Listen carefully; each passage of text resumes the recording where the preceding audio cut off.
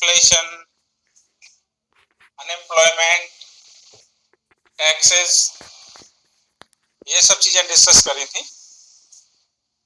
अभी आज हम पढ़ेंगे इंटरनेशनल ट्रेड। इंटरनेशनल ट्रेड में इसका टॉपिक होता है एक बैलेंस ऑफ पेमेंट। आप लोगों को आवाज आ रही है ना ठीक से? हेलो सर, आ रही है सर? आ रही है सर, आ रही है आवाज।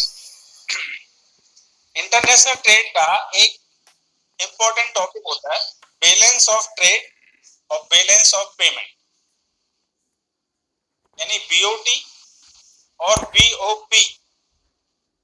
शॉर्ट में लिखा जाता है बीओटी और बीओपी, जिसमें ओ को, जैसे हम जब लिखते हैं तो ओ को छोटा लिखते हैं, उसमें बीओटी में ओ को छोटा लिखते हैं और बी और टी को बड़ा लिख देते हैं। तो BOT means balance of trade और BOP means balance of payment. तो किसी को आइडिया है इस चीज के बारे में, बैलेंस ऑफ ट्रेड और बैलेंस ऑफ पेमेंट?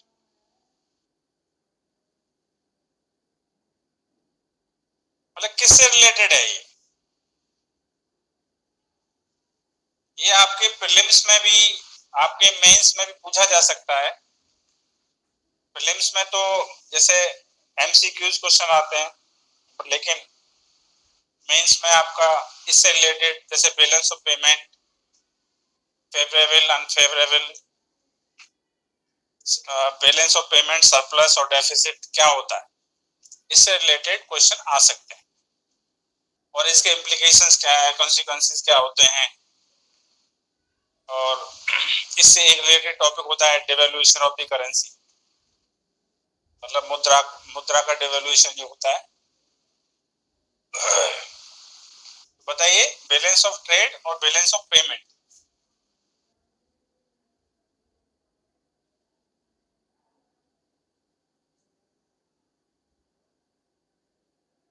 सर, जो बैलेंस ऑफ ट्रेड है ये व्यापार संतुलन है, मतलब जितना हमारा देश से एक्सपोर्ट होता है उतना ही इंपोर्ट होता है, उसी को जो बैलेंस किया जाता है, मतलब जितना इंपोर्ट और उसके बराबर ही एक्सपोर्ट।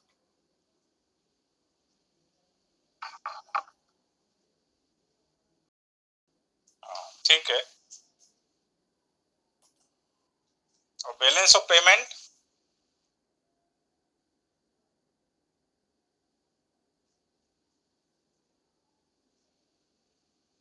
क्या ये दोनों चीजें एक ही हैं, बैलेंस ऑफ ट्रेड और balance of payment?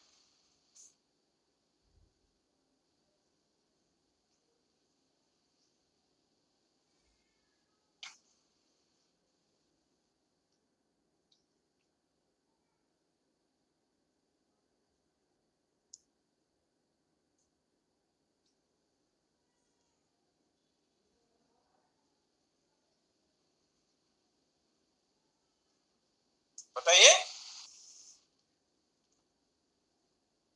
Sir, payment भी भुगतान से रिलेटेड है, लेकिन सर दोनों थोड़ा डिफरेंट। देखिए बैलेंस ऑफ ट्रेड जो होता है उसको सिंपली ट्रेड बैलेंस और इंटरनेशनल ट्रेड बैलेंस बोला जाता है। बैलेंस ऑफ ट्रेड यानी बीओटी को ट्रेड बैलेंस और इंटरनेशनल ट्रेड बैलेंस बोला जाता है।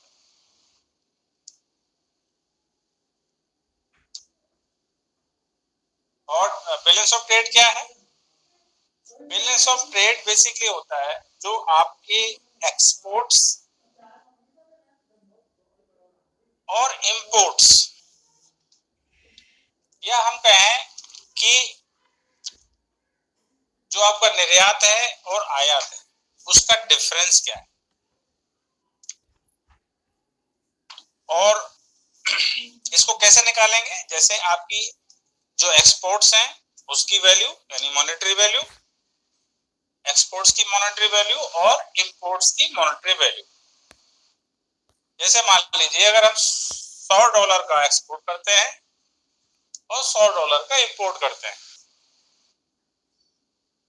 तो आपका बैलेंस हो गया। और अगर ये दोनों चीजें मानी जब एक्सपोर्ट्स इंपोर्ट से ज्यादा होते हैं या दूसरी तरफ इंपोर्ट्स एक्सपोर्ट से ज्यादा होते हैं, तो उस केस में जब एक्सपोर्ट्स इंपोर्ट से ज्यादा होते हैं तो उसको बोलते हैं ट्रेड सरप्लस। यानी ट्रेड सरप्लस का मतलब कि आपके जो निर्यात है वो आयात से ज्यादा है, और इसका जो उल्टा होता है वो होता है ट्रेड डेफिसिट, यानी बैलेंस ऑफ ट्रेड डेफिसिट। वो कब होता है? जब आपके एक्सपोर्ट्स जो हैं वो इंपोर्ट से कम,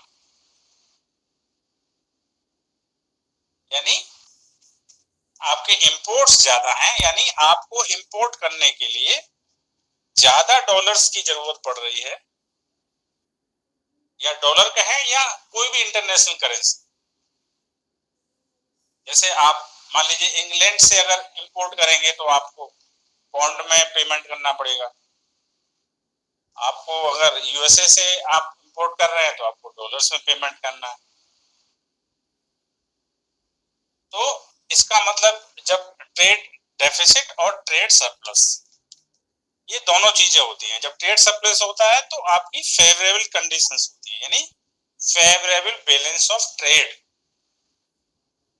जब ट्रेड सरप्लस होता है तो उसको क्या बोला जाता है? Favourable balance of trade. और जब ट्रेड डेफिसिट होता है, ट्रेड डेफिसिट मतलब डेफिसिट कमी आ गई, कमी इन द सेंस कमी इन प्रोपोर्शन टू डॉलर्स, यानी आपकी कमाई कम है और आपका खर्चा ज्यादा है, यू कैन से, यानी आप डॉलर्स दे ज्यादा रहे हैं और कमा कम रहे हैं, तो ट्रेड डेफिसिट होगा। तो उस कंडीशन को बोलते हैं unfavourable balance of trade.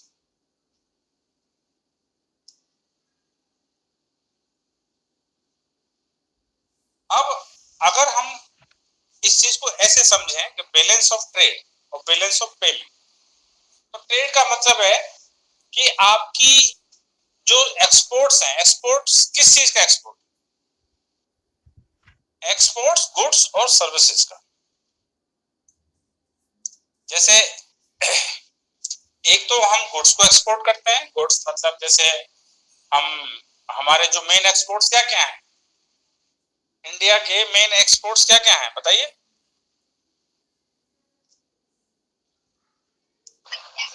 Iron है और पीतल है, सब मुरादाबाद से होता है।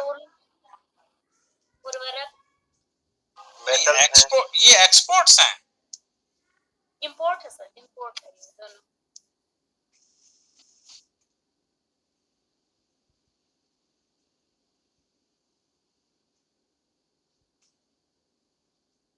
पीतल तो मेरे ख्याल से हम इंपोर्ट करते हैं, एक्सपोर्ट कहाँ करते हैं? पीतल है, कॉपर है, ये सब चीजें तो हम इंपोर्ट करते हैं, हमारे यहाँ उतना नहीं। James and jewellery, sir James and jewellery से और कपड़े वगैरह बस्ते वगैरह हुए। जेम्स एंड ज्वेलरी एक है आइटम जिसको हम बहुत करते हैं। सॉफ्टवेयर प्रोडक्ट है सर, सॉफ्टवेयर प्रोडक्ट्स हैं। हाँ, आईटी प्रोडक्ट्स, आईटी प्रोडक्ट्स, ठीक है, आईटी प्रोडक्ट्स हैं आपके। जेम्स एंड ज्वेलरी है, स्पाइसेस, इसके अलावा टेक्सटाइल है, और सर केमिकल से रिलेटेड चीजें भी हैं, केमिकल से रिलेटेड टेक्सटाइल एंड हॉजरी है, और हम सर्विसेज बहुत एक्सपोर्ट कर रहे हैं आज की डेट में। हम इलेक्ट्रॉनिक्स कर रहे हैं, हम कंप्यूटर हार्डवेयर और कंप्यूटर सॉफ्टवेयर भी कर रहे हैं,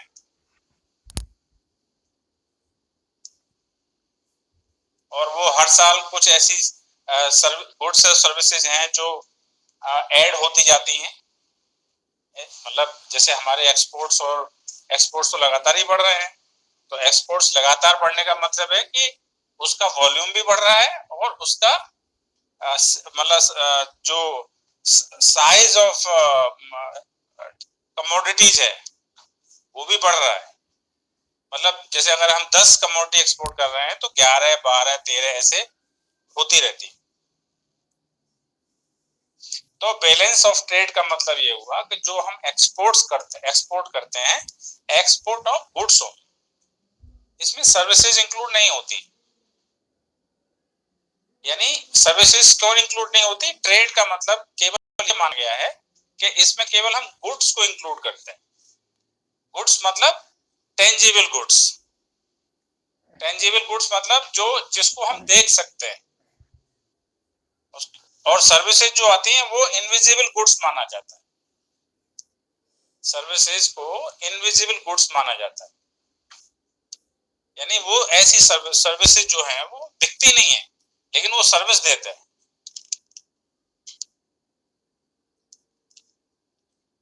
मतलब non tangible goods, intangible goods.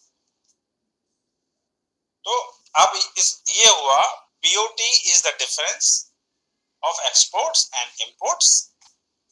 Balance of trade यानी जो हमारे जो निर्यात है और जो आयात है उसका अंतर मतलब उसकी जो मॉनेटरी वैल्यू आती है निकल के, ये क्वांटिटी में नहीं है, ये मॉनेटरी वैल्यू में होता है। और जो बैलेंस ऑफ पेमेंट है वो है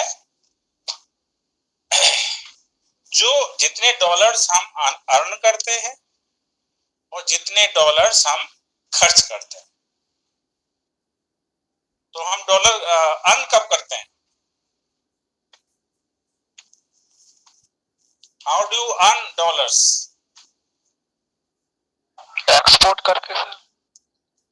एक्सपोर्ट्स करके। एक्सपोर्ट में आपके गुड्स हो गए, सर्विसेज हो गई, इसके अलावा और भी कई सारी चीजें होती हैं, जैसे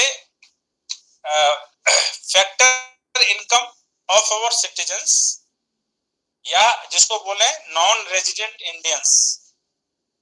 जैसे आपके घर में भी बहुत से लोग ऐसे होंगे जो जैसे यूएसए में जाते हैं, जर्मनी जाते हैं, जापान जाते हैं, वहां पे नौकरी कर रहे हैं और जो वहां पे उनको सैलरी मिलती है वो मतलब अपने कंट्री में वापस भेजते हैं उसको। जाहिर है जो अमेरिका में जिसको सैलरी मिल रही है वो डॉलर्स में मिलेगी, तो वो डॉलर्स को इंडिया भेजता है। तो ये भी आपकी एक फैक्टर इनकम। याद है आप लोगों को मैंने फैक्टर इनकम बताया था?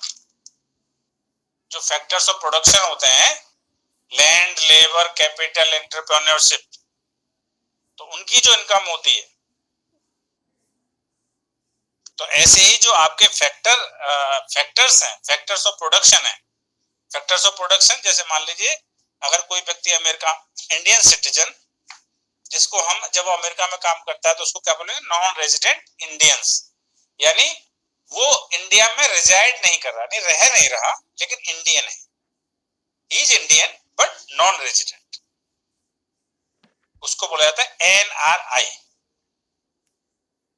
तो उसकी इनकम हो गई। उसके अलावा जैसे मैंने बताया ना, ये तो लेबर की इनकम हो गई। और इसके अलावा ऐसा भी होता है कि हमारी कुछ वहां पे प्रॉपर्टीज भी होती हैं, जैसे गवर्नमेंट की प्रॉपर्टीज होती है, जैसे कुछ होटल्स बना दिए गवर्नमेंट, कुछ और भी चीजें में इन्वेस्ट करती है, इन्वेस्टमेंट भी होता है गवर्नमेंट का। जैसे मान लीजिए एग्जाम्पल के लिए कि अमेरिका ने कोई बॉन्ड इश्यू किया, अमेरिकन ने कोई बॉन्ड इश्यू किया, होता है बॉन्ड्स और डिवेंचर्स, आप लोगों ने सुने होंगे, बॉन्ड्स, डिवेंचर्स, स्टॉक, शेयर्स। तो अमेरिका में अगर किसी हमने पैसा इन्वेस्ट किया, उनके बॉन्ड्स खरीद लिए, तो वो क्या हो गया? वो यानी यहां से पैसा गया अमेरिका में, तो वो क्या हो गया? आउटफ्लो ऑफ डॉलर हो गया। लेकिन जब भी इंडिया उस पैसे को निकालेगी, यानी उसको कैश करेगी मान लीजिए बॉन्ड को, तो वो इनफ्लो हो गया। तो अब इस केस में क्या है कि नेट इनकम कैसे आएगी? मतलब इनफ्लो माइनस आउटफ्लो और outflow minus inflow of dollars.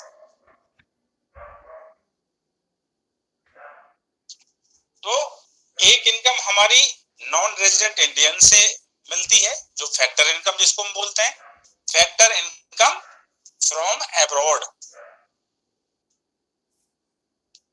Factor income from abroad. Factor income from abroad का मतलब क्या है? फैक्टर इनकम या नेट इनकम फ्रॉम अब्रॉड का मतलब ये हुआ कि जितने हमारे लोग विदेशों में काम कर रहे हैं उनको जो सैलरी मिल रही है या और किसी काम के बदले उनको पैसा मिल रहा है तो वो डॉलर हमें मिलेंगे। उसी तरह दुनिया के जितने भी देश हैं उनके जो नागरिक हैं वो जब हमारे देश में काम करेंगे तो इंडिया भी पेमेंट करेगी उनको। भाई इंडिया में भी तो वो कमाई करेंगे ना। तो अब इस चीज को समझिए, जो इंडिया से लोग पैसा ले रहे हैं in the form of factor income, और एक इंडियंस जो विदेशों में रह करके जो उनकी फैक्टर इनकम है, अब वो प्लस है माइनस है, ठीक है ना, वो अलग चीज है। तो इसका जो नेट होगा, यानी अगर हमें ज्यादा मिल रहा है तो प्लस में आ जाएगा और वो ज्यादा ले जा रहे हैं तो नेगेटिव में आ जाएगा। तो ये डिपेंड करता है कि net income from abroad positive है या नेगेटिव। तो अब बैलेंस ऑफ ट्रेड में मतलब एक्सपोर्ट से क्या होगा, डॉलर आएगा। ऐसे ही फैक्टर इनकम से डॉलर आएगा। तो ये डिपेंड करता है प्लस या माइनस है। इसके अलावा कुछ ट्रांसफर इनकम होती है, ट्रांसफर पेमेंट्स होते हैं। मैंने आप लोगों को बताया था जब हमने शुरू में जब जीडीपी जीएनपी पढ़ी थी तो उसमें एक वर्ड आया था ट्रांसफर पेमेंट्स, याद है? बताइए।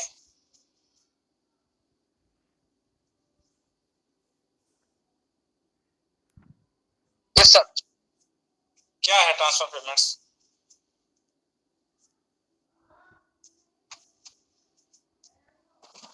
सर हम जो मुद्रा है उसको मतलब ऑनलाइन जो प्रक्रिया होगी उसको पेमेंट तो करते हैं, जैसे भीम यूपीआई हो गया या पे फोन के द्वारा जो हो रही है ये पेमेंट किया जाता है। हेलो हेलो, हाँ बोलिए। सर इसमें जो ट्रांसफर पेमेंट में ऐसे ले सकते हैं जैसे स्कॉलरशिप वगैरह हम देते हैं स्टूडेंट के लिए, और या जैसे कि हम पेंशन वगैरह देते हैं जो वृद्धा पेंशन होती है, तो उसमें इसका मतलब हमें लाभ नहीं मिलता है इसके देने के बाद जो है। हाँ यस, इसमें सब्सिडी भी आती है। मतलब इसका मतलब ये होता है जैसे पेंशन हो गई। अभी देखिए मान लीजिए आज की डेट में मैं हूं, मैं क्या है, I am serving for the government. तो मैं जब सर्विस दे रहा हूं गवर्नमेंट को तो गवर्नमेंट उसके बदले मुझे क्या दे रही है, सैलरी दे रही है। तो ये क्या है, मेरी फैक्टर इनकम। ठीक है, आज मैं सर्विंग हूं, मैं रिटायर नहीं हुआ हूं, मैं सर्विंग हूं, और इस सर्विस के बदले गवर्नमेंट मुझे मंथली सैलरी देती है। अब आप उसको जोड़ लीजिए पूरे साल में कितनी मिलती है। लेकिन कुछ ऐसी भी चीजें हैं जहां आप कोई सर्विस नहीं देते बट स्टिल गवर्नमेंट आपको पे करती है। जैसे आपने अभी बताया कि जिस फॉर एग्जाम्पल पेंशन, तो पेंशन में क्या है, अब गवर्नमेंट पेंशन तो दे रही है लेकिन उसके बदले गवर्नमेंट पेंशनर से कोई सर्विस नहीं ले रही। ठीक है ना, तो ये सिंपल, इसको बोलेंगे ट्रांसफर पेमेंट्स।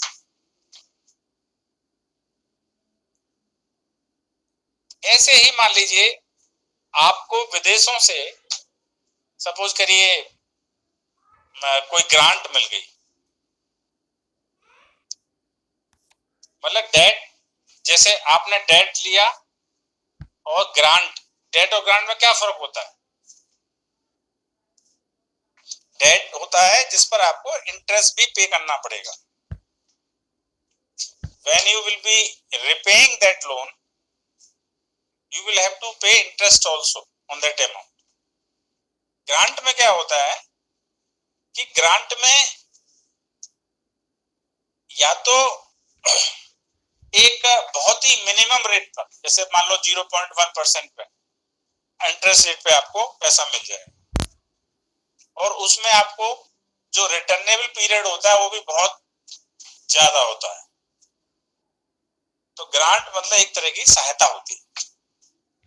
तो ऐसी जो ट्रांसफर पेमेंट्स होते हैं, जैसे पेंशन हो गई, तो जो उस ट्रांसफर को पे करता है, यानी वो जो पेमेंट जिसके बदले पेमेंट करने वाले को कोई सेवा प्रदान नहीं की जाती, उसको ट्रांसफर पेमेंट्स बोलते हैं।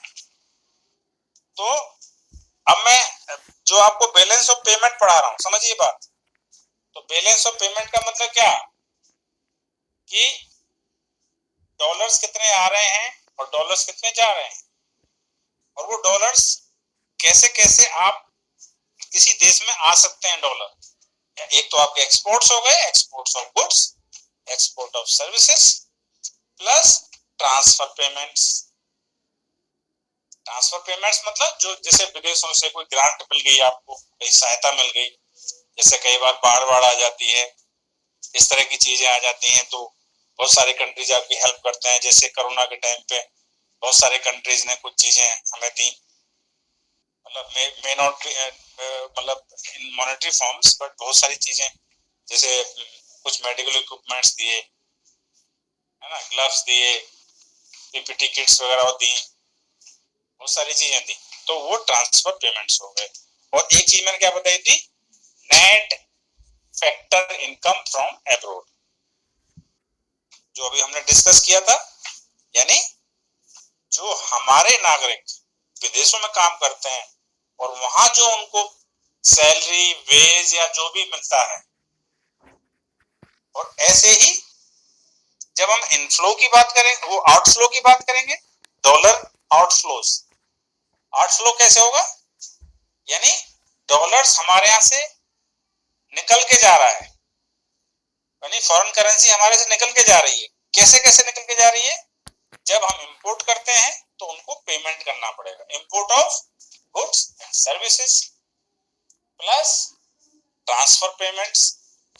यानी अगर इंडिया ने कुछ बहुत सारी कंट्रीज को इंडिया भी ग्रांट देती है, हेल्प करती है, जैसे अफगानिस्तान को इंडिया हेल्प करती है, भूटान को करती है, बहुत सारे कंट्रीज हैं, जैसे अफ्रीका में है और छोटे छोटे कंट्रीज हैं। तो वो इंडिया का ट्रांसफर पेमेंट, यानी इंडिया का ट्रांसफर पेमेंट मतलब डॉलर आउटफ्लो हो रहा है। और क्या हो सकता है,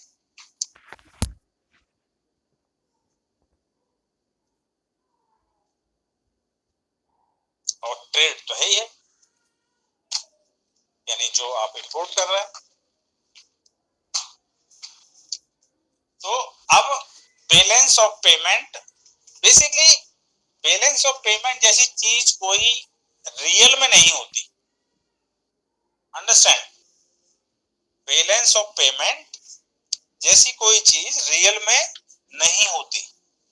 जैसे क्या ये पॉसिबल है कि आप $100 को ही एक्सपोर्ट कर रहे हैं और $100 ही आप कमा रहे हैं, मतलब वो इंपोर्ट कर रहे हैं, is it possible? No sir.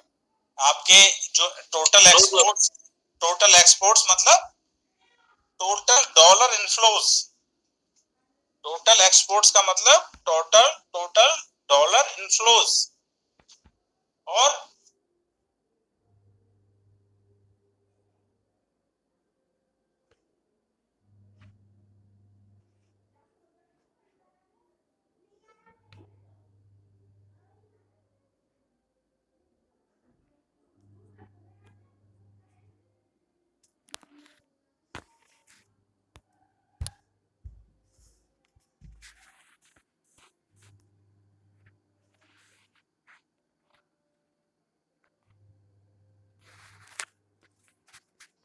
जैसे अकाउंटिंग सिस्टम में क्या होता है, कितना आया कितना गया, तो आप लास्ट में क्या कर देते हैं, लास्ट में तो बैलेंस ही करते हैं ना। अगर सारा खर्च नहीं हुआ तो बच गया, ये तो होता है। बोलिए। जी सर। Yes sir. कॉमर्स पढ़ा है किसी ने? No sir. है? No sir.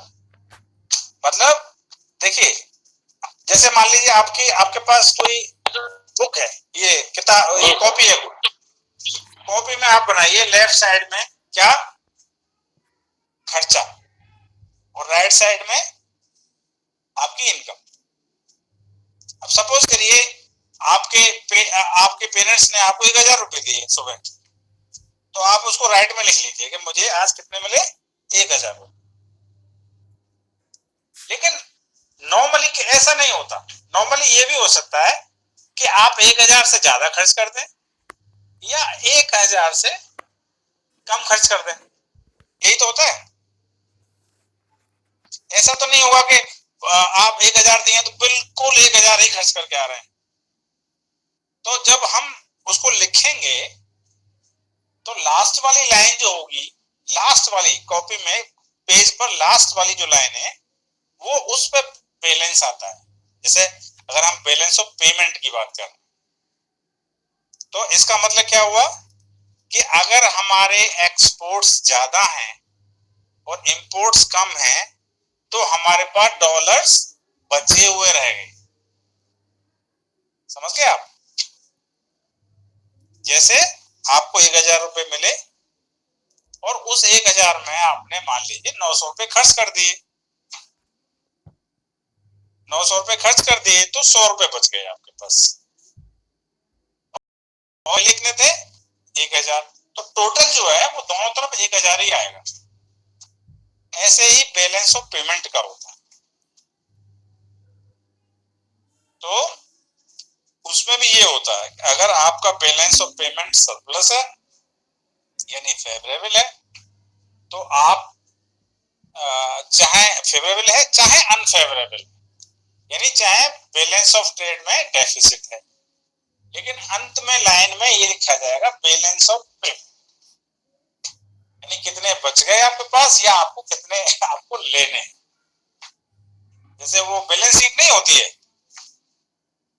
बैलेंस शीट भी तो यही होती है। बैलेंस शीट भी अकाउंटिंग सिस्टम है। बैलेंस शीट का मतलब ये नहीं है कि आपका एक महीने में या एक दिन में या एक साल में आपके खर्चे और आपकी इनकम बराबर है। ये केवल एक अकाउंटिंग सिस्टम। ओके,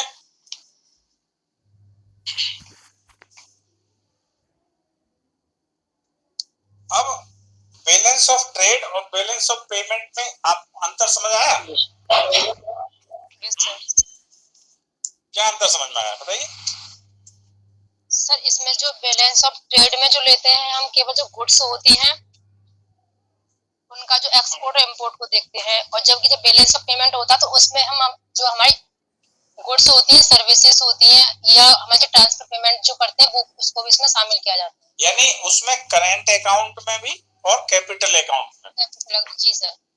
ठीक है, कैपिटल अकाउंट्स में मतलब जो जैसे बाहर की कंपनीज हमारे यहाँ शेयर्स खरीदती हैं यानी स्टॉक मार्केट में इन्वेस्ट करेंगी, या एक टर्म होता है एफडीआई, फॉरेन डायरेक्ट इन्वेस्टमेंट। तो फॉरेन डायरेक्ट इन्वेस्टमेंट क्या होता है कि जब कोई कंपनी, विदेश की कंपनी हमारे देश में आकर के अपना पैसा लगाती है, यानी वो डॉलर्स लेके आएगी, उस डॉलर से रुपए खरीदेगी, इंडिया में एक्सचेंज करेगी, खरीदेगी नहीं एक्सचेंज करेगी, और उस पैसे से क्या करेगी, या तो जमीन लेगी, जमीन पर फैक्ट्री लगाएगी, मशीन लेके आएगी, अपना पूरा सेटअप करेगी। यानी अपने पैसे से फॉरेन डायरेक्ट इन्वेस्टमेंट इसलिए बहुत महत्वपूर्ण है क्योंकि विदेश की कंपनियां अपना पैसा लेके आती है, वो होता है फॉरेन डायरेक्ट इन्वेस्टमेंट। और एक होता है फॉरेन पोर्टफोलियो इन्वेस्टमेंट। दूसरी तरह का जो इन्वेस्टमेंट होता है, जो विदेशों का इन्वेस्टमेंट होता है, वो होता है पोर्टफोलियो इन्वेस्टमेंट। पोर्टफोलियो इन्वेस्टमेंट मतलब जैसे शेयर्स और डिवेंचर्स वगैरह जो स्टॉक मार्केट में जो पैसा लगाते हैं, गवर्नमेंट की बहुत सारी पॉलिसीज हैं उसमें पैसा लगाते हैं, गवर्नमेंट ने कोई बॉन्ड इश्यू कर दिया उसमें पैसा लगाते हैं। लेकिन वो क्या होता है, वो एफडीआई की तरह उतना इफेक्टिव नहीं होता,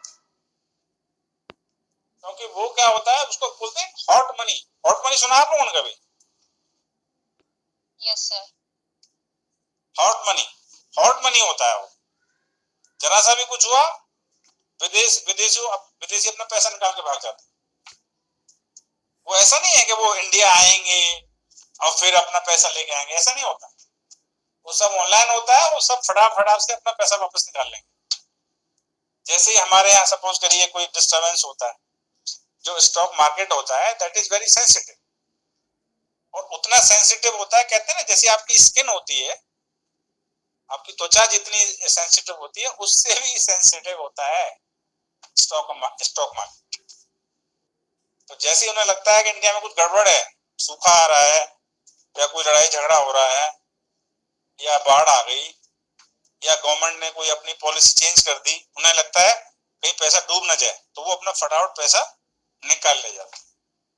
लेकिन फॉरेन डायरेक्ट इन्वेस्टमेंट में ऐसा नहीं होता, क्योंकि जब एक बार कंपनी ने मान लो यहाँ जमीन खरीद ली, अपनी फैक्ट्री लगा ली, पूरा सेटअप बना लिया अपने ही पैसे से, तो उसको तो वो उतना जल्दी नहीं निकाल सकते, क्योंकि अगर वो निकालेंगे भी, सारा बेच बाच के जाएंगे तो भी उसमें कई साल लग जाते हैं, क्योंकि उनको सारे ड्यूज क्लियर करने पड़ते हैं, इनकम टैक्स के ड्यूज क्लियर करने पड़ेंगे, सेल टैक्स के ड्यूज क्लियर करने पड़ेंगे, और भी जो बहुत सारे गवर्नमेंट डिपार्टमेंट्स उनके ड्यूज क्लियर करने पड़ेंगे। ठीक है, तो बैलेंस ऑफ ट्रेड एक you can say balance of trade एक नैरोअर टर्म है, यानी बैलेंस ऑफ ट्रेड एक नैरो टर्म है, और बैलेंस ऑफ पेमेंट क्या है, एक वाइड टर्म है। यानी बैलेंस ऑफ ट्रेड प्लस जो बैलेंस ऑफ पेमेंट होता है, balance of payment means balance of trade plus.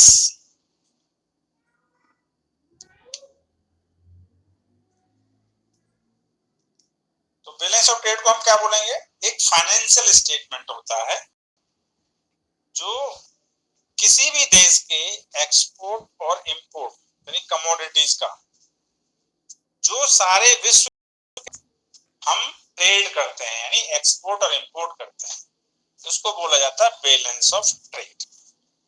Payment क्या है, ये भी एक फाइनेंशियल स्टेटमेंट होता है, और वो आपकी जो बैलेंस ऑफ ट्रेड या करंट अकाउंट और कैपिटल अकाउंट के संबंध में जो ट्रांजैक्शन होता है, यानी जो डॉलर्स को हम पेमेंट करते हैं और जो डॉलर अर्न करते हैं, यानी आउटफ्लोज और इनफ्लोज, उसका जो स्टेटमेंट होता है उसको बोलते हैं बैलेंस ऑफ पेमेंट।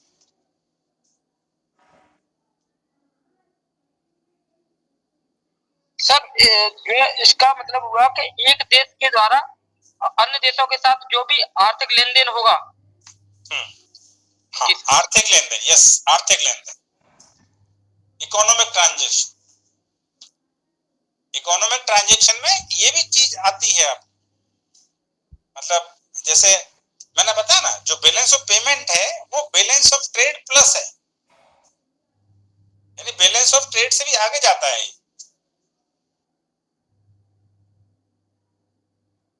जैसे इसमें गुड्स होते हैं, और बैलेंस ऑफ पेमेंट में क्या होता है, उसमें क्या क्या इंक्लूड करते हैं हम, ट्रांसफर ऑफ पेमेंट्स भी है, फिर गुड्स एंड सर्विसेज भी है, लेकिन साथ में ट्रांसफर ऑफ पेमेंट्स भी है।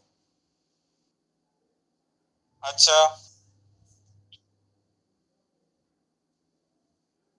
इसमें जो बैलेंस ऑफ ट्रेड में क्या कैपिटल ट्रांसफर भी इंक्लूड होता है? कैपिटल ट्रांसफर्स नहीं, कैपिटल ट्रांसफर, कैपिटल मतलब पैसे का ट्रांजैक्शन, गुड्स का नहीं, पैसे का। तो बैलेंस ऑफ ट्रेड में कैपिटल इनफ्लोज या आउटफ्लोज नहीं होते, केवल बैलेंस ऑफ पेमेंट में होते। तो यू कैन से कि balance of trade is visible, visible यानी जो देख सकते हो, और बैलेंस ऑफ पेमेंट जिसको आप नहीं देख सकते।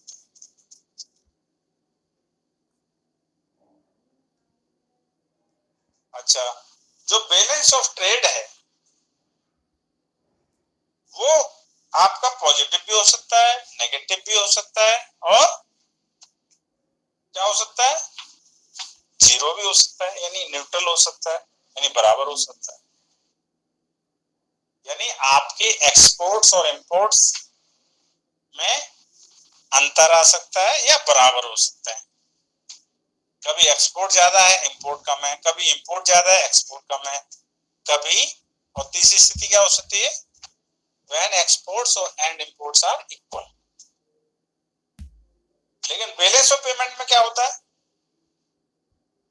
जो नेट इफेक्ट होता है बैलेंस ऑफ पेमेंट का, यानी बैलेंस ऑफ पेमेंट, आप समझिए इसमें एक वर्ड है बैलेंस।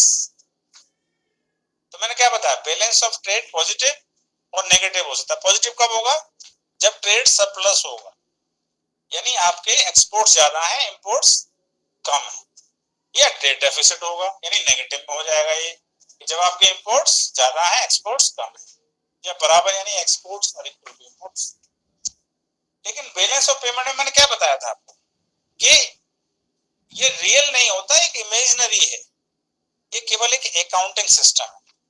लेकिन जब हम सबसे नीचे जो लाइन है आपकी, last line of the page, उसमें बैलेंस ऑफ पेमेंट लिखा जाता है। अब वो मे भी आपके पास बच जाए या आपके पास कमी हो, तो that is balance of payment.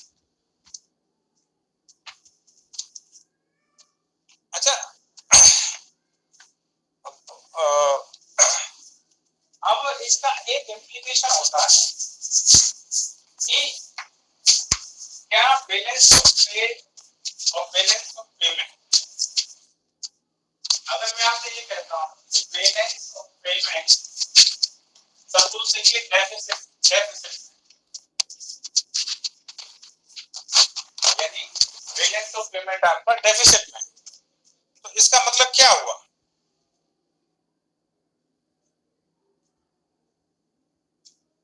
Sir इसका मतलब हो गया कि बैलेंस ऑफ ट्रेड जो है कि निर्यात तो हम जो है निर्यात आयात से कम होगा। हाँ, निर्यात आयात से कम होगा जी। देखिए,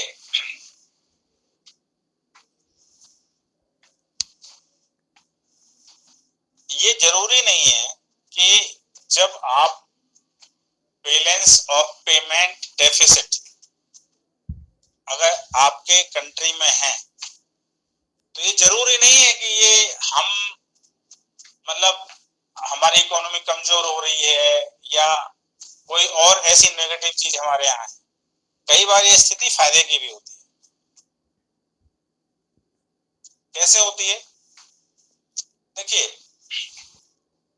जाहिर है बैलेंस ऑफ पेमेंट सरप्लस में कब होगा, जब आपके जो डॉलर्स यानी इनफ्लोज हैं वो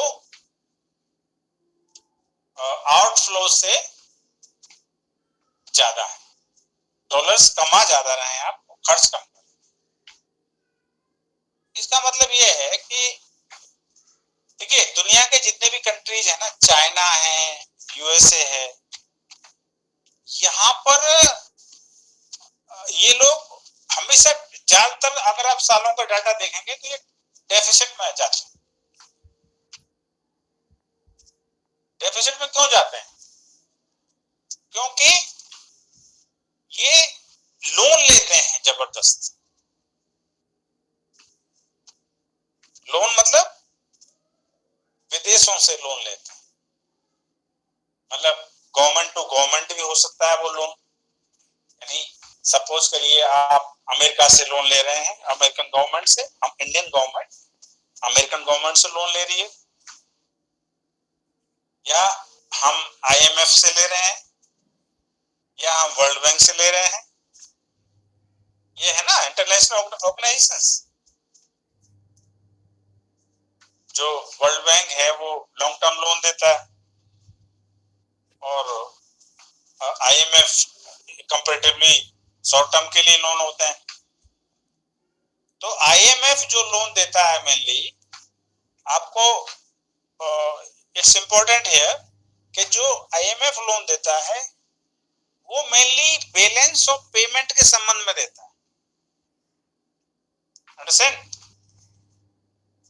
यानी जब जब आपके बैलेंस ऑफ पेमेंट की स्थिति खराब होती है, यानी आप डेफिसिट में रन कर रहे हैं, continuously for years.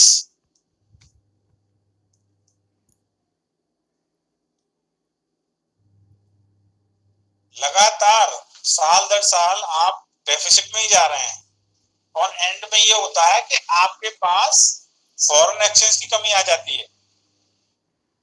अगर फॉरेन एक्सचेंज की कमी आएगी तो क्या होगा कि जो आप इंपोर्ट कर रहे हैं और उसके लिए जो आपको पेमेंट करना पड़ेगा, तो पता लगा आपके पास फॉरेन एक्सचेंज ही नहीं है। तो मैं ये कह रहा था आपसे कि बैलेंस ऑफ पेमेंट का अगर डेफिसिट है तो ये स्थिति हमारे लिए अच्छी भी हो सकती है। इसका मतलब ये है कि हम अपने इंडस्ट्रीज को बढ़ाना चाहते हैं, हम अपने इंफ्रास्ट्रक्चर को बढ़ाना चाहते हैं, हम अपने हेल्थ सिस्टम को, एजुकेशन सेक्टर को बढ़ाना चाहते हैं, लेकिन है क्या कि हमारे पास पैसा उतना नहीं है। तो हम क्या करेंगे, इंटरनेशनल ऑर्गेनाइजेशन से या गवर्नमेंट टू गवर्नमेंट किसी कंट्री से या कई कंट्री से लोन ले लें। तो उस केस में फिर क्या होगा कि इनफ्लो तो हो रहा है, इनफ्लो तो होगा डॉलर्स का, बट लेटर ऑन जब आपको रिपेमेंट करना पड़ेगा तो आउटफ्लो ज्यादा होता है। तो उसी केस में क्या होता है, फिर आउटफ्लोज आपके इनफ्लो से ज्यादा हो जाते हैं और आप balance of payment deficit run करते हो। बैलेंस ऑफ पेमेंट सरप्लस होना ये गुड और बैड डिपेंड करता है, गुड है या बैड है। मैंने आपको बताया बैलेंस ऑफ पेमेंट अगर सरप्लस है आपका, यानी आपके पास डॉलर्स बचे हुए हैं, यानी आप कमा ज्यादा रहे हैं, ये स्थिति अच्छी है, बट हमेशा अच्छी नहीं होती। हमेशा अच्छी क्यों नहीं होती? इसका मतलब ये है कि आप अपने पैसे को अच्छे से यूटिलाइज नहीं कर रहे हैं, आप खर्च नहीं कर रहे हैं। जैसे फिस्कल डेफिसिट, सपोज करिए फिस्कल डेफिसिट आपका 0 हो जाता है, पब्लिक फाइनेंस में मैंने बताया फिस्कल डेफिसिट 0 हो जाता है। फिस्कल डेफिसिट क्या होता है? फिस्कल डेफिसिट समझिए केवल एक वर्ड में कि गवर्नमेंट का ऋण होता है। फिस्कल डेफिसिट जो होता है वो गवर्नमेंट का ऋण होता है, और फिस्कल डेफिसिट 0 होने का मतलब कि गवर्नमेंट कोई उधार नहीं ले रही, यानी उधार को क्या बोलेंगे, मतलब उधार हिंदी में लोन ही होता है ना सर, बोरिंग्स। मतलब जो गवर्नमेंट, इसका मतलब ये है कि गवर्नमेंट ऋण नहीं ले रही, यानी कुछ भी वो नहीं, कर्जा नहीं ले रही है। कर्ज होता है, कर्जा नहीं ले रही, इसका मतलब गवर्नमेंट खर्चा नहीं कर रही, गवर्नमेंट केवल बचाने पे लगी। तो ऐसे ही अगर आपका बैलेंस ऑफ पेमेंट सरप्लस है तो जरूरी नहीं है स्थिति अच्छी है, इससे भी इकोनॉमी बीमार पड़ेगी। क्यों कि आप, इसका मतलब ये है कि आप विदेशों से कोई कर्जा नहीं ले रहे, विदेशों से कोई कर्जा नहीं ले रहे, अपने इंफ्रास्ट्रक्चर को, अपनी इकोनॉमी को और मजबूत नहीं कर रहे, अपने सिस्टम को मजबूत नहीं कर रहे। अगर हम चाइना और अमेरिका की बात करें, मैंने आपको क्या बताया कि बैलेंस ऑफ पेमेंट डेफिसिट्स कई साल वो लोग रन करते रहे हैं। इसका मतलब ये नहीं है कि अमेरिका पे पैसे की कमी है, चाइना पे पैसे की कमी है, इट्स जस्ट दैट कि वो खूब पैसा लेना चाहते हैं कर्ज पर और अपने यहाँ उस पैसे को लगा रहे हैं, जिससे कि आने वाले सालों में वो सरप्लस में आ सके। तो ये चीज ध्यान रखिएगा कि बैलेंस ऑफ पेमेंट डेफिसिट या बैलेंस ऑफ पेमेंट सरप्लस ये अच्छे या बुरे हर स्थिति में नहीं होते। ये डिपेंड करता है कि आपकी इकोनॉमी कैसी है, डेवलपिंग इकोनॉमी है, पुअर इकोनॉमी है, और इकोनॉमी की स्थिति उस टाइम कैसी है, यानी रिसेशन में है या बूम में है।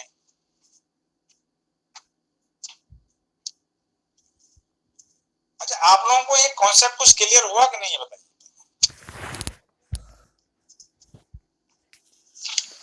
Yes sir.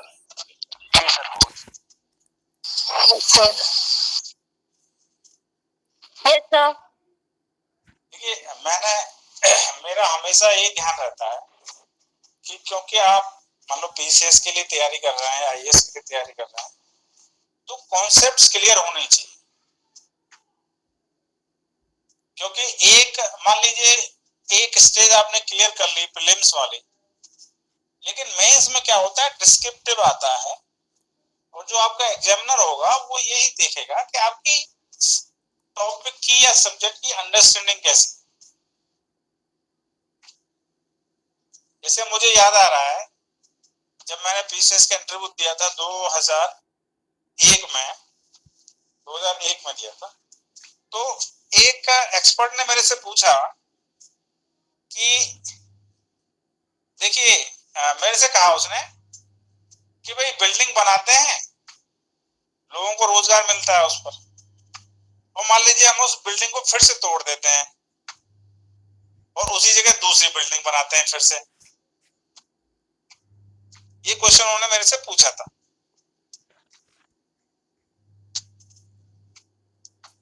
तो इस क्वेश्चन का जवाब आप तब तक नहीं दे सकते जब तक कुछ फंडामेंटल्स का कॉन्सेप्ट आपको क्लियर नहीं होगा। जैसे कैपिटल फॉर्मेशन की बात होती है, कैपिटल फॉर्मेशन यानी कैपिटल फॉर्मेशन का मतलब हुआ कि आप पूंजी का निर्माण कर रहे हैं, you are sort of manufacturing the capital, you are forming the capital. जैसे एक्सपर्ट ने पूछा कि एक बिल्डिंग बनी हुई है, बना रहे हैं, उसको लोगों को रोजगार देते हैं, 100 लोगों को, 200 लोगों को, फिर एक साल बाद वो एक साल में बिल्डिंग बन जाएगी, फिर से गिरा देंगे, फिर से बनाते हैं। तो क्या ये करेक्ट है?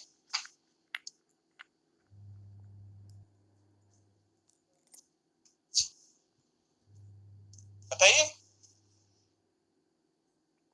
आपका आंसर क्या होगा इसमें?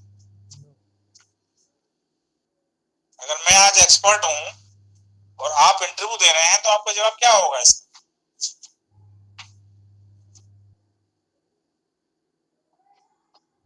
बात भी सही है भाई।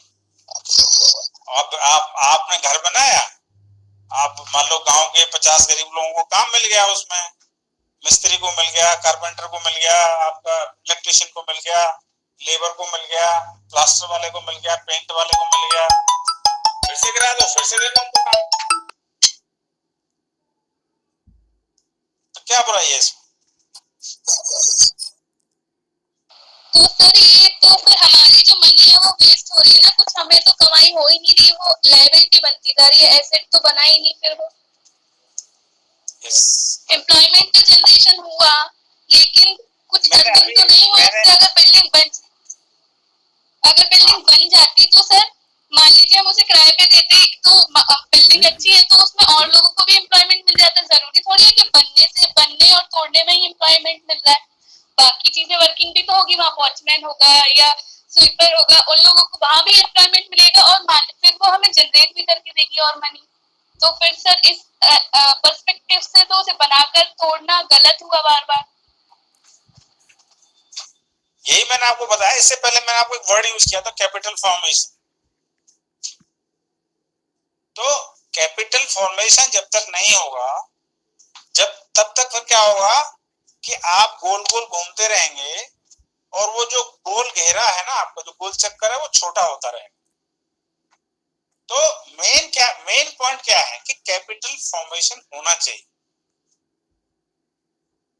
देखिए चाइना ने क्या किया, चाइना को हम लोग क्रिटिसाइज कर सकते हैं कि भाई वहां डेमोक्रेसी नहीं है, वहां पे कोई फ्रीडम ऑफ एक्सप्रेशन नहीं है, वो ठीक है, अलग चीज है। बट जहां तक ग्रोथ की बात है, एक दो टर्म होते हैं इकोनॉमिक्स में, इकोनॉमिक ग्रोथ और इकोनॉमिक डेवलपमेंट। तो आई कैन से कि हो सकता है वहां पे इकोनॉमिक डेवलपमेंट ना हो बट इकोनॉमिक ग्रोथ तो है ना, इकोनॉमिक ग्रोथ तो है ना वहां पर। तो इकोनॉमिक ग्रोथ कैसे आई? क्योंकि चाइना ने अपनी इंफ्रास्ट्रक्चर पर ध्यान दिया पूरा। इंफ्रास्ट्रक्चर मतलब उसने आपके अपनी रेलवेज का इलेक्ट्रिफिकेशन किया, वाइडनिंग ऑफ रेलवे ट्रैक्स किया, एक्सप्रेसवेज बनाए बड़े बड़े चौड़े चौड़े, उसने अपने जो पावर इंफ्रास्ट्रक्चर है उसको अच्छा किया, उसने विदेशों से लोन भी लिया बहुत सारा, लेकिन उसने वो लोन भी वापस कर दिया। उसके बाद फिर अभी वो जो दुनिया का सबसे ज्यादा फॉरेन एक्सचेंज चाइना के पास है आज की डेट, जो फॉरेन एक्सचेंज रिजर्व जिसको बोला जाता है वो चाइना के पास है सबसे ज्यादा। तो मैंने बताया ना कि बैलेंस ऑफ पेमेंट सरप्लस होना एडवाइजेबल नहीं है हमेशा, यह फायदेमंद नहीं होता। ऐसे ही बैलेंस ऑफ पेमेंट अगर अनफेवरेबल है यानी डेफिसिट में है तो जरूरी नहीं है कि आपकी स्थिति अच्छी ना हो सकता है आप लॉन्ग टर्म पे काम कर रहे हैं और आपकी इकोनॉमी के लिए बहुत अच्छा हो। तो अभी एक क्वेश्चन जो उन्होंने पूछा था एक्सपर्ट ने कि एक बिल्डिंग को हम बनाते हैं और उस पर 100 लोगों को एम्प्लॉयमेंट देते हैं और एक साल में वो बिल्डिंग बन जाती है, उसको तोड़ के फिर से बनाते हैं। तो ये करेक्ट आंसर इसका यही होगा जो आपने बताया कि इसमें कैपिटल फॉर्मेशन नहीं हुआ, यानी ये हम कैपिटल को रिजेनरेट नहीं कर पाए। जैसे कहते हैं ना ग्रो द मनी वाली चीज नहीं आई इसमें, money is not growing in this process. Better होगा कि हम उससे दूसरी बिल्डिंग बनाए और उससे बेहतर बनाए, यानी कॉस्ट इफेक्टिव हो, यानी उस पर खर्चा भी कम हो और अच्छी बिल्डिंग बने। आप अपने इंफ्रास्ट्रक्चर डेवलप करें। जैसे आपने बताया कि फैक्टर इनकम भी होनी चाहिए। फैक्टर इनकम कहां से होगी, यानी लैंड से। लैंड से क्या मिलता है, रेंट मिलता है। तो जब तक कोई भी आपकी प्रॉपर्टी, चाहे आपकी जो फिक्स एसेट्स हैं, चाहे फिक्स एसेट्स यानी इमूवेबल एसेट्स और मूवेबल एसेट्स, जब तक वो कैपिटल फॉर्मेशन का कारण नहीं बन रहे हैं तो वो कैपिटल कोई मतलब की नहीं, वो मतलब जो पूंजी है आपके पास किसी मतलब की नहीं रहती।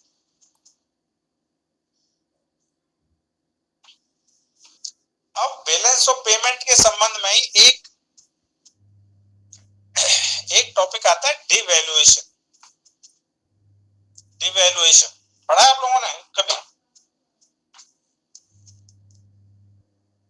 Yes sir. Devaluation of currency sir बताइए। सर इसमें क्या होता है, जिसमें जो है कोई भी देश जो अपने देश की जो मुद्रा है उसको अन्य देशों की तुलना में जो कम कर देता है। फॉर एग्जाम्पल सर जैसे कि हम रुपए को डॉलर की, उसमें जो रुपए हमारा 78 है मान लो इस टाइम $1 की जो इक्वल, लेकिन हम जानबूझ के जो गवर्नमेंट क्या करे उसका जो है 78 की जगह पर उसको कर दे 72 कर दे $1 के, उसमें परचेसिंग पावर होती है उसकी, तो उसको हम बोल सकते हैं डिवैल्यूएशन। यानी फॉरेन एक्सचेंज रेट। आप ये बोल रही हैं ना कि जो फॉरेन एक्सचेंज रेट है रुपए का, it is around ₹78 equal to $1। जी सर। तो उसको डिवैल्यूएशन से क्या होगा कि 78 का है, मान लीजिए गवर्नमेंट उसको सपोज करिए कह देती है कि नहीं अब हम डिवैल्यू कर रहे हैं अपनी करेंसी। डिवैल्यू, दो वर्ड है इसमें, डिवैल्यू यानी वैल्यू को हम कम कर रहे हैं। तो अब गवर्नमेंट ने मान लो कर दिया, सपोज करिए कि 25% डिवैल्यूएशन कर दिया, तो इसका मतलब क्या हुआ 100 के आसपास, तो $1 100 के आसपास हो जाए। अब इसका डिवैल्यूएशन का बैलेंस ऑफ पेमेंट से क्या रिलेशन हो सकता है?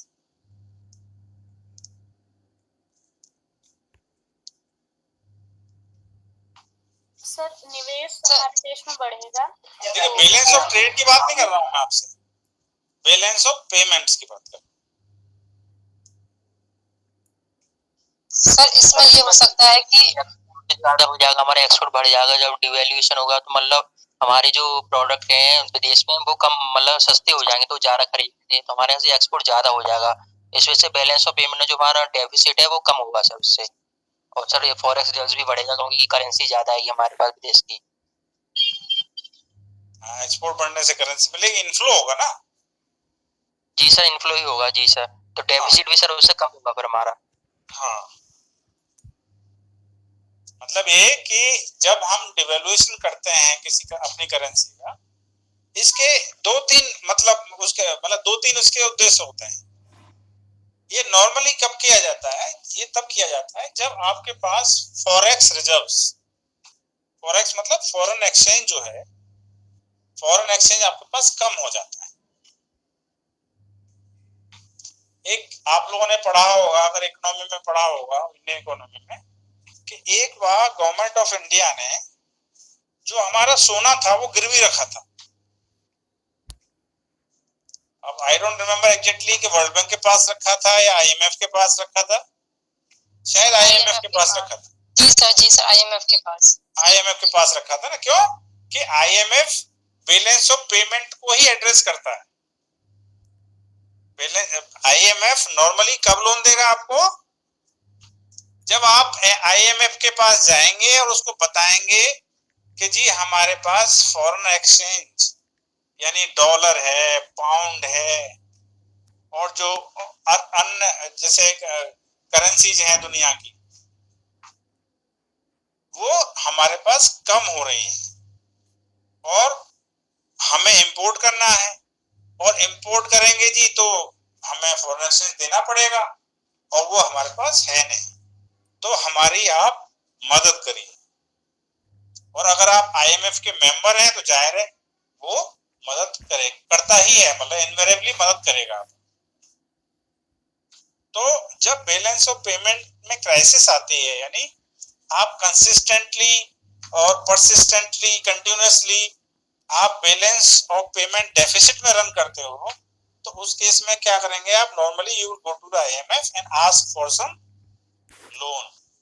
लोन का मतलब वो कि जी हमें फॉरेन एक्सचेंज दे दो, आप हमें आप 100 रुपए, 200 रुपए, 1000 रुपए, 2000 रुपए दे दो, जिससे कि हमारे जेब में ये पैसा रहे, क्योंकि मेरी जेब में कुछ नहीं बचा है। आप ये कहते हो उसको। तो जब आप अपनी करेंसी का डिवेल्यूएशन करते हैं, इसका मतलब ये हुआ कि आपके एक्सपोर्ट बढ़ेंगे। मतलब ये नॉर्मली माना जाता है कि exports will increase, they are likely to increase because जो विदेशी, आपका एक्सपोर्ट क्या है? आपका जो एक्सपोर्ट है वो विदेशी लोगों का इंपोर्ट है। आपका जो एक्सपोर्ट है बेसिकली क्या है? वो विदेशी लोगों का इंपोर्ट है। तो विदेशी लोग आपसे इंपोर्ट ज्यादा करेंगे। क्यों करेंगे? क्योंकि उन्हें लगेगा कि अब मैं $1 में या $10 में ज्यादा चीजें खरीद सकता हूं। यानी अभी तक तो मैं जो 80 रुपए की चीज थी इंडिया में $1 से उनको ले रहा था, अब मैं $1 से 100 रुपए की चीजें ले सकता हूं। तो जब विदेश यानी विदेशी लोगों को या विदेशों का जो इंपोर्ट बढ़ेगा इंडिया से, तो इसका मतलब क्या है? हमारा एक्सपोर्ट बढ़ रहा है। ये वजह होती है इसकी एक्सपोर्ट बढ़ने की। अंडरस्टैंड? कि जब इंटरनेशनल मार्केट में क्या होगा, हमारा प्रोडक्ट जो है वो सस्ता हो जाएगा। अब सपोज करिए एक प्रोडक्ट, वही प्रोडक्ट चाइना से भी है, वही प्रोडक्ट इंडिया से है, और वो प्रोडक्ट उसको खर्च अगर वो ले रहा है चाइना का, तो मान लीजिए उसको $1.2 देने पड़ रहे हैं, और जब वो इंडिया वाला प्रोडक्ट ले रहा है तो उसको केवल $1 देना पड़ रहा है। तो वो क्या करेगा? नेचुरली वो इंडिया का प्रोडक्ट खरीदेगा। तो जो डिवेल्यूएशन किया जाता है वो नॉर्मली उन्हीं स्थितियों में किया जाता है जब आपके पास बीओपी क्राइसिस है, बैलेंस ऑफ पेमेंट क्राइसिस है। लेकिन तो ठीक है, आपके एक्सपोर्ट बढ़ गए, लेकिन इसके कुछ डिसएडवांटेजेस भी हैं, एडवांटेजेस हैं तो दूसरी तरफ डिसएडवांटेजेस भी हैं। इसका डिसएडवांटेज क्या है? आपने पढ़ा होगा कि इंपोर्ट्स महंगे हो जाते हैं। आपके जो इंपोर्ट्स हैं वो महंगे हो जाएंगे। एक्सपोर्ट तो सस्ता हो गया, लेकिन आपका इंपोर्ट आपका महंगा होगा।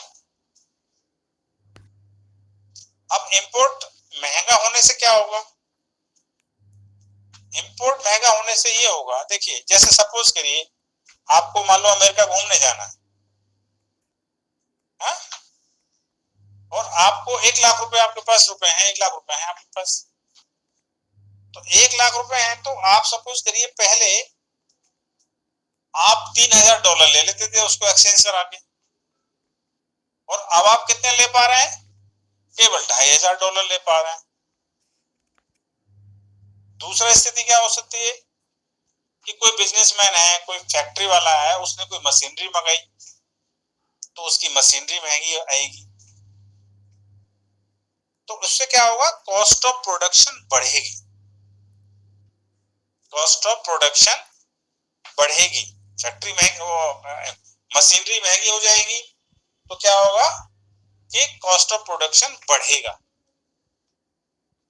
तो कॉस्ट ऑफ प्रोडक्शन बढ़ने से क्या होगा कि चीजें जो हैं वो महंगी होना शुरू होंगी, और ultimately it will lead to inflation, महंगाई, और ये चीजें महंगी होने शुरू हो जाएंगी। और फिर इसका असर क्या होता है जब इन्फ्लेशन में, कि मान लीजिए आपकी सैलरी तो फिक्स है और जब महंगाई बढ़ गई तो आपकी जो रियल इनकम है, जो नेट इनकम है, वो आपकी कम हो जाती है। ये इसका सबसे बड़ा डिसएडवांटेज है कि डिवेल्युएशन से इन्फ्लेशन आने का भी खतरा रहता है। अब ये डिपेंड करता है कि how you have handled the whole thing, कितना आपने होमवर्क किया है इसमें, अपनी इकोनॉमी को डिवेल्यू करने से पहले कितना होमवर्क किया है। एक और इसका डिसएडवांटेज है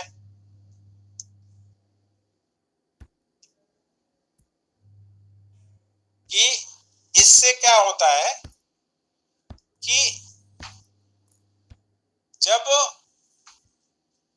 करेंसी का डिवेल्युएशन होता है तो जैसे मान लीजिए एक्सपोर्टर है, कोई एक्सपोर्टर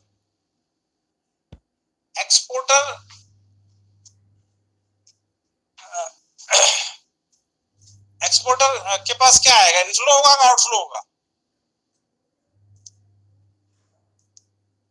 बताइए। जैसे कोई इंडियन एक्सपोर्टर है, उसके पास डॉलर्स का इनफ्लो होगा कि आउटफ्लो होगा? इनफ्लो होगा सर, इनफ्लो होगा ना। तो उस डॉलर्स का जो इनफ्लो है उसको जब वो इंडियन करेंसी में कन्वर्ट करेगा तो पहले मान लो उसको 1 लाख रुपए मिलते थे, अब मिल रहे हैं उसको 1,25,000 रुपए। उसकी रुपए में इनकम बढ़ी ना। अब उसकी जो इनकम बढ़ी तो जाहिर है इससे डिमांड बढ़ेगी उस बंदे की, और एक्सपोर्टर तो लाखों में, करोड़ों में इंडिया में, हर शहर से सैकड़ों एक्सपोर्टर हैं। तो उससे क्या होगा? अब हम मैक्रो इकोनॉमी की तरफ बढ़ेंगे, यानी एग्रीगेट डिमांड बढ़ेगी आपकी, एग्रीगेट डिमांड बढ़ने से क्या होगा? वो भी इन्फ्लेशन का एक वजह हो सकती है। एग्रीगेट डिमांड बढ़ेगी तो जाहिर है इकोनॉमी पे प्रेशर पड़ेगा, क्योंकि चीजें तो, प्रोडक्शन तो उतना ही है, और अब एक्सपोर्टर्स को इनकम ज्यादा आ रही है रुपए में, तो उससे एग्रीगेट डिमांड बढ़ेगी और इन्फ्लेशन आ सकता है। तो ये भी एक डिवेल्युएशन का डिसएडवांटेज है। एक डिसएडवांटेज इसका क्या हो सकता है डिवेल्युएशन का, यानी अगर आप फ्रीक्वेंटली डिवेल्युएशन कर रहे हैं अपनी रुपए का, एक इसका सबसे बड़ा जो नुकसान हो सकता है वो ये हो सकता है कि एक्सपोर्टर जो है, एक्सपोर्टर ये सोचेगा कि यार क्या जरूरत है हमें रिसर्च में पैसा लगाने की, साइंटिफिक रिसर्च में पैसा लगाने की। साइंटिफिक रिसर्च में पैसा लगाने का क्या उद्देश्य होता है? To cut the cost of production, मतलब नए नए तरीके से इनोवेशन वगैरह लाने से अपने कॉस्ट ऑफ प्रोडक्शन को कम करना, उसके लिए आपको पैसा खर्च करना पड़ेगा। तो जो मैन्युफैक्चरर है, जो फर्म वाले लोग हैं, बिजनेसमैन लोग ये सोच सकते हैं अरे कोई जरूरत नहीं है, अगर हमारा इंटरनेशनल मार्केट में हमारे प्रोडक्ट का अगर मान लीजिए दाम फिर से बढ़ जाता है तो भी कोई जरूरत नहीं हमें कुछ करने की, क्योंकि सरकार तो डिवैल्यूएशन फिर से कर देगी। ठीक है, तो इससे क्या होगा कि कॉम्पिटिटिवनेस जो है हमारी, competitiveness of the commodity in the international market, वो इंसेंटिव खत्म हो जाता है। क्योंकि डिवैल्यूएशन क्यों किया जाता है? डिवैल्यूएशन इसलिए किया जाता है कि आप इंटरनेशनल मार्केट के कंपटीशन में थोड़ा सा पीछे रह रहे हैं, क्योंकि आपका प्रोडक्ट महंगा है वहां पर, इसलिए उसकी डिमांड कम है, तो डिमांड कम होने से एक्सपोर्ट कम हो जाएगा। तो डिवैल्यूएशन का ये भी नुकसान हो सकता है कि एक मैसेज इसका ये जा सकता है कि सरकार तो हर बार डिवैल्यूएशन कर देती है और हमारा प्रोडक्ट महंगा भी है तो कोई बात नहीं, सरकार फिर से हमारे प्रोडक्ट को कॉम्पिटिटिव बना देगी, यानी रुपए को फिर से डिवैल्यू कर देगी। तो जो इनोवेशन साइंटिफिक रिसर्च में जो पैसा लगना चाहिए वो ये लोग नहीं लगाना चाहेंगे और डिवैल्यूएशन पर डिपेंड हो जाएंगे।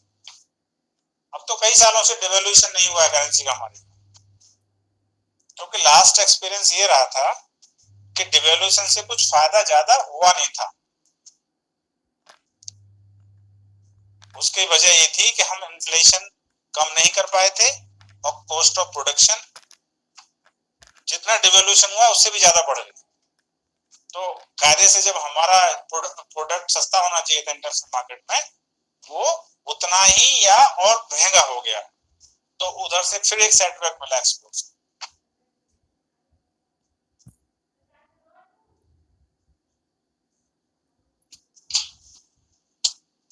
तो ये एक इस तरह से क्वेश्चन मुझे लग रहा है पहले भी पूछा जरूर गया होगा। तो आप अपना जो क्वेश्चन पेपर्स हैं सिविल सर्विसेज के, उसमें से देख सकते हैं कि किस तरह के क्वेश्चन इस टॉपिक पे पूछा जा सकता है।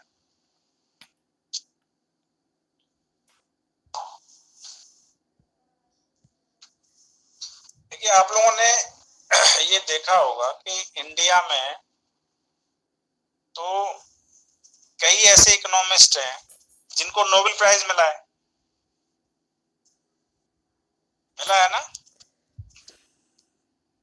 इंडियन सिटीजन को या इंडियन ओरिजिन के किसी बंदे को नोबेल प्राइज मिला है। जैसे क्या नाम था उनका लास्ट में जिसको मिला था, कैलाश सत्यार्थी, थोड़ी मिला था उसको, अमर्त्य सेन था और एक वो थे अभिजीत बनर्जी थे। उससे पहले भी एक दो इकोनॉमिस्ट रहे हैं इंडियन ओरिजिन के जिनको ये मिला था नोबेल प्राइज। लेकिन आप सोचिए चाइना में आज तक किसी इकोनॉमिस्ट में किसी बंदे को नोबेल प्राइज नहीं मिला। चाइना इतना बड़ा कंट्री है, इतना मतलब अब तो डेवलप की कैटेगरी में आ गया है, लेकिन वहां के किसी इकोनॉमिस्ट को कभी नोबेल प्राइज नहीं मिला। लेकिन फिर भी उनकी इकोनॉमी बहुत तेजी से ग्रो करी है कुछ सालों में, और इंडिया की उतनी नहीं करी। तो मेरा कहने का मतलब यहाँ पर केवल ये है कि देखिए बेसिक अंडरस्टैंडिंग चीजों की ज्यादा जरूरी होती है ना। हमारे यहाँ कई बार ऐसा होता है कि आईएएस भी बन जाते हो आप, आईपीएस भी बन जाते हो या पीसीएस भी बन गए, लेकिन एक सिंपल अगर कोई ये कहे कि यार एक इंजेक्शन लगा देना तो आप नहीं लगा पाते। जब कितनी पढ़ाई लिखी की होती है, आप कहाँ कहाँ नहीं जाते हो। मतलब अगर आपसे ये कहा गया एक इंजेक्शन लगाओ तो नहीं लगा पाते। क्यों? क्योंकि हम उसके लिए हमें कभी इंजेक्शन लगाना अगर सुबह से शाम तक भी अगर कोई बताए तो हम सब सीख जाएंगे कि भाई चलो इंजेक्शन लगाना हो सकता है एक दिन में ना आए, लेकिन एक हफ्ते में तो आ ही जाएगा कि भाई इंजेक्शन लगाना है आपको, यहाँ से इस जगह पर है और इस जगह नहीं लगाना चाहिए, इसी जगह लगाना चाहिए, क्या क्या उसके वो रहते हैं मतलब ट्रेनिंग में पॉइंट्स। तो आपको हमेशा मैं यही चाहता हूं कि बेसिक अंडरस्टैंडिंग हो किसी भी कॉन्सेप्ट। तो जब भी आप कोई किताब पढ़ने चलते हैं, अच्छी किताब, तो हर लाइन और हर वर्ड का कोई मतलब होता है वहां पर, क्योंकि जब कोई अच्छी किताब का मेरा मतलब है कि पॉपुलर बुक जब वो मार्केट में आती है, पॉपुलर क्यों होती है कि उसका एक एक वर्ड बड़ा कीमती होता है। अभी मान लीजिए शुरू से हमने पढ़ा नहीं, बीच में से भी नहीं पढ़ा, रात में पढ़ लिया, हाँ ये मतलब है। और यही डिफरेंस होता है कि जब आप 1000 में से एक निकलता है, ठीक है, तो ये डिफरेंस वहां पर आ जाता है कि आपको चीजों की समझ कितनी है। तो चाइना में क्या है कि वहां पर एक सॉर्ट ऑफ ट्रेनिंग सी होती है लोगों की कि भाई हम कहाँ हम अपना एक्सपोर्ट बढ़ा सकते हैं, वो अपने एक्सपोर्ट पर ही ज्यादा ध्यान देते हैं। आज की डेट में कैसे हम अपने मार्केट कैप्चर कर सकते हैं, और हमारे जो सॉर्ट ऑफ जो so called Nobel prize winner हैं, जो इकोनॉमिस्ट हैं, कभी आपने सुना कि उन्होंने कभी इंडियन इकोनॉमी में कोई हेल्प करी हो ग्रो करने में? नो वो आएंगे और बस बड़ी बड़ी बातें करके और गवर्नमेंट को क्रिटिसाइज करके और चले जाते हैं। तो ऐसे ही आप लोग जब भी कोई टॉपिक पढ़ें तो उसको समझें। जैसे मान लो डिवैल्यूएशन की मैं बात कर रहा हूं आपसे, तो डिवैल्यूएशन क्या है ये इंपॉर्टेंट नहीं है, ठीक है। ये तो आपको आ रहा है कि भाई ठीक है करेंसी की हमने वैल्यू कम कर दी, ये उतना इंपॉर्टेंट नहीं है, लेकिन उससे इंपॉर्टेंट क्या है, उससे भी आगे बढ़िए आप। डिवैल्यूएशन के क्या फायदे हैं, क्या उसके नुकसान हैं, और इंटरनेशनल ट्रेड में इसको हम कब कर सकते हैं डिवैल्यूएशन, कब हमें नहीं करना चाहिए, इसके लॉन्ग टर्म इफेक्ट्स क्या हो सकते हैं, balance of trade, balance of payment, कोई भी टैक्सेशन है। जैसे मैंने आपको जो लास्ट लेक्चर हुआ था तो डिस्कस किया था कि गवर्नमेंट ने कॉर्पोरेट टैक्स कम कर दिया था लास्ट ईयर। कॉर्पोरेट टैक्स मतलब जो कंपनीज टैक्स पे करती हैं उनको, उसको कॉर्पोरेट टैक्स बोला जाता है।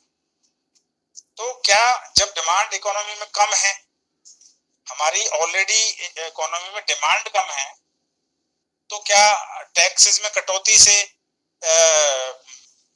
चीजें बेहतर हो सकती हैं? उस पर डिबेट करिए, उस पर उसको try to understand that topic. चलिए,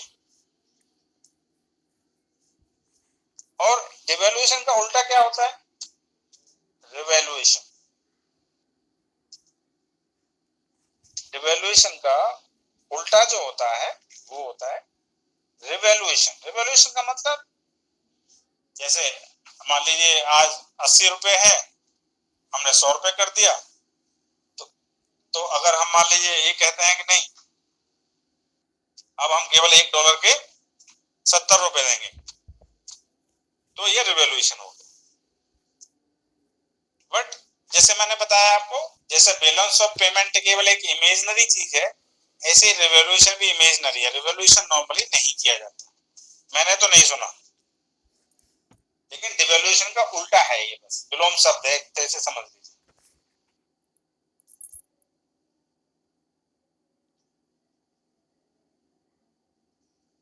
अच्छा, डिवैल्यूएशन के एक फायदा तो आपने बताया कि हमारे एक्सपोर्ट बढ़ सकते हैं, इसका और भी कोई फायदा आपको समझ में आ रहा है? क्या हो सकता है? जैसे एग्रीगेट डिमांड मैंने बताया, एग्रीगेट डिमांड से इन्फ्लेशन तो आ सकता है। मैंने एक इसका डिसएडवांटेज बताई आपको कि डिवैल्यूएशन से एग्रीगेट डिमांड बढ़ने के चांसेस रहते हैं। क्यों? क्योंकि एक्सपोर्टर के हाथ में एक्स्ट्रा पैसा आ जाता है, तो वो इन्फ्लेशन का कारण बन सकता है। लेकिन आप उसको पॉजिटिवली सोचें तो क्या होगा, पॉजिटिवली सोचेंगे तो ये होगा कि एग्रीगेट, हम कह रहे हैं कि एग्रीगेट डिमांड बढ़ी, तो एग्रीगेट डिमांड बढ़ने से क्या होगा कि जो आपकी प्रोडक्शन की जो कैपेसिटी है, यानी फैक्ट्रीज में जो कैपेसिटी बची हुई है, बची हुई मतलब टू प्रोड्यूस मोर कमोडिटीज, आज जो फैक्ट्रीज लगी हैं वो पूरे सैचुरेशन लेवल पर काम नहीं कर रही हैं, उनकी कैपेसिटी ज्यादा है, लेकिन डिमांड कम होने से क्या है कि प्रोडक्शन कम हो रहा है। तो उस केस में डिवैल्यूएशन से जो एग्रीगेट डिमांड बढ़ी, तो नेगेटिव हम क्या सोच सकते हैं कि इन्फ्लेशन आएगा, लेकिन पॉजिटिवली सोचेंगे तो क्या होगा कि एग्रीगेट डिमांड बढ़ने से क्या होगा, प्रोडक्शन बढ़ेगा, प्रोडक्शन विल इंक्रीज, और प्रोडक्शन विल इंक्रीज का मतलब एम्प्लॉयमेंट बढ़ेगा, एम्प्लॉयमेंट बढ़ने से लोगों के हाथ में 4 पैसे आएंगे और वो फिर से they will be able to spend more। तो जैसे एक होता ना वो मल्टीप्लायर, एक मल्टीप्लायर इकोनॉमी में काम करेगा।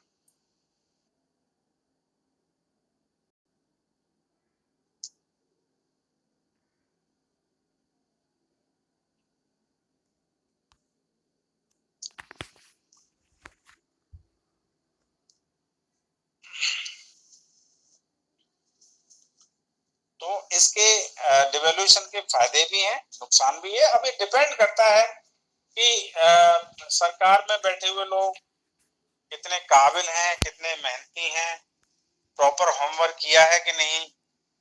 होमवर्क से मेरा मतलब है कि अगर उनको ये लग रहा है कि भाई हमारी कैपेसिटी तो है प्रोडक्ट मतलब बनाने की और ज्यादा चीजें, लेकिन क्योंकि डिमांड नहीं है इसलिए ज्यादा पैदा करके हम क्या करेंगे।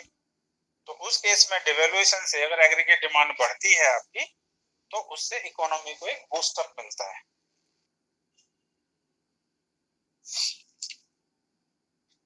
तो चलिए फिर आज का खत्म करते हैं।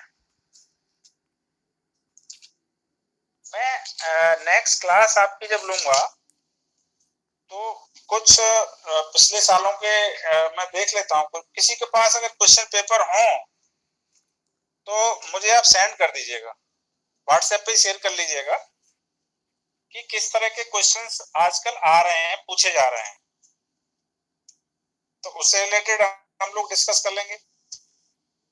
क्योंकि अल्टीमेटली देखिए आजकल पैटर्न थोड़ा सा मुझे लग रहा है चेंज हो गया है। वो आपकी आईक्यू चेक करते हैं, आईक्यू चेक करते हैं, प्लस कि आपने किस सब्जेक्ट पे कितनी मेहनत करी है वो भी चेक करना चाहते हैं। जरूरी नहीं है कि आप कोई बहुत आईक्यू वाले हैं, बहुत इंटेलिजेंट हो, जरूरी क्या है कि आप फोकस्ड हैं और मेहनती हैं। तो मेहनत करने से भी आपकी आईक्यू बढ़ जाती है। मेहनत कर करके लोग कहां से कहां पहुंच गए, तो मेहनत ही ज्यादा जरूरी है। तो कुछ आप लोग 8-10 क्वेश्चन ऐसे कुछ बना के भेजिए कॉन्सेप्चुअल, जो आप लोगों को लग रहा हो कि ये मतलब उससे तो क्लियर हो जाएगा रिकॉर्ड से ही, क्वेश्चन पेपर देख के कि ये क्वेश्चन पूछे गए हैं। और भी कोई दिमाग में आपके क्वेश्चन आए तो वो भी बना लीजिएगा। 8-10 क्वेश्चन मेरे पास भेज दीजिए।